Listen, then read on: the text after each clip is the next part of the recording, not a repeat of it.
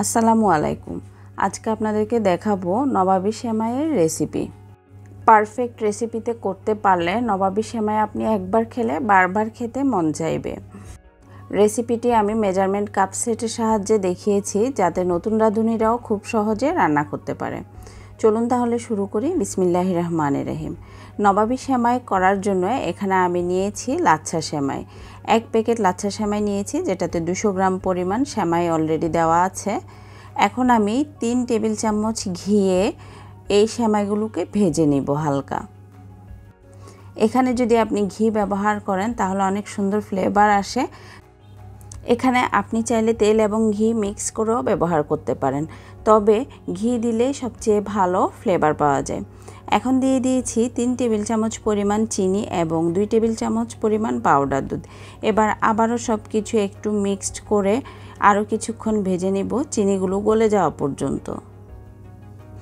এই পর্যায়ে খেয়াল রাখতে হবে সেমাইগুলো যাতে নিচে অতিরিক্ত পুড়ে না যায়। অনবরত নাড়তে থাকতে হবে এবং চুলার হিটটা লো থাকবে। যখন দেখব সেমাইগুলো বাদামি কালার হয়ে এসেছে, তখন চুলা বন্ধ করে দিয়ে সেমাইগুলো আরও 2-1 মিনিট একটু নাড়াচাড়া করে নিয়ে আমি একটি সার্ভিং ডিশে সেমাইগুলো বিছিয়ে একটা লেয়ার তৈরি করে নিচ্ছি। এখন তৈরি করে নিব নবাবী সেমাই তৈরির মূল উপাদান ক্রিম।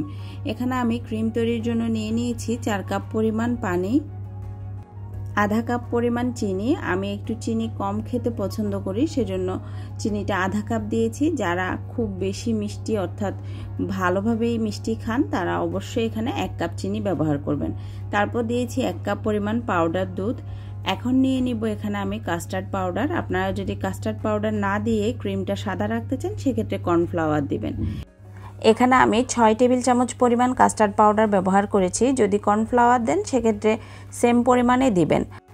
এখন এখানে একটি হ্যান্ড হুইস্কের সাহায্যে সবগুলো উপকরণ আগে খুব ভালোভাবে মিশিয়ে নিতে হবে, যাতে করে আমরা যখন এটা কুক করব কোনো লাম্পস সৃষ্টি না হয়। এবার চুলার আঁচ মিডিয়ামে রেখে অনবরত নাড়তে নাড়তে ক্রিমগুলো আমি কুক করে নিব। আপনারা দেখতেই পাচ্ছেন ক্রিমটা কতটা ঘন হয়েছে। যখন দেখব এরকম ঘন হয়ে এসেছে তখন আমরা চুলার আঁচ বন্ধ করে দিব এবং এরপরেও কিন্তু ক্রিমগুলো কিছুক্ষণ নাড়াচাড়া করতে হবে, যাতে করে উপরে সর না পড়ে যায়। ক্রিমগুলো থেকে যখন অতিরিক্ত গরম ভাব চলে যাবে, অর্থাৎ মোটামুটি গরম থাকা অবস্থায়, কুসুম গরমের চেয়ে একটু গরম থাকা অবস্থায় আমরা ক্রিমগুলো দিয়ে দিব। আমরা আগে থেকে যে সেমাইয়ের লেয়ার তৈরি করে নিয়েছি সে লেয়ারের উপরে একটু মোটামুটি মোটা করে আমরা ক্রিমের লেয়ারটা দিয়ে দিব। তারপর উপরে আবারও আমরা সেমাইয়ের একটি লেয়ার করে দিব।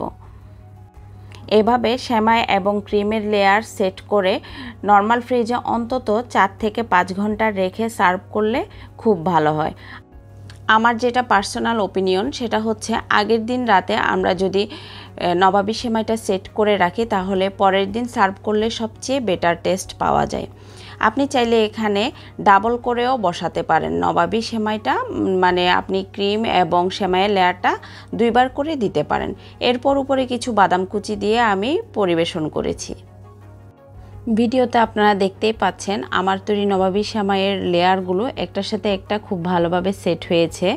আমি চাইলে এগুলোকে স্লাইস আকারেও কিন্তু পরিবেশন করতে পারবো। তো আপনারা যদি আরও একটু নরম ক্রিম রাখতে চান সেক্ষেত্রে এখানে আপনারা 5 টেবিল চামচ কাস্টার্ড পাউডার দিলেই হবে।